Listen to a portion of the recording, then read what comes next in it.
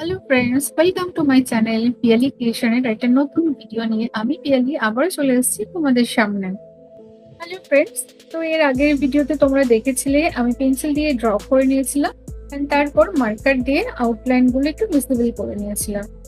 এরপর এমডিএফ বোর্ডের উপরে মিরার গুলো বসিয়ে আমি একটা আইডিয়া করে নিলাম যে কোন মিরারটা কোন পজিশনে বসালে ভালো দেখতে লাগবে।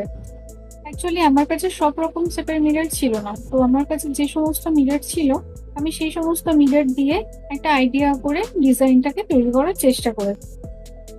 এরপর যখন মনে হলো মিররগুলোর পজিশন ঠিকঠাক বসানো হয়েছে, তখন আমি আমার ক্লের কাজটা শুরু করলাম। ক্লে দিয়ে কাজ করাটা খুব ইজি, কিন্তু এর একটা নেগেটিভ পয়েন্টও আছে।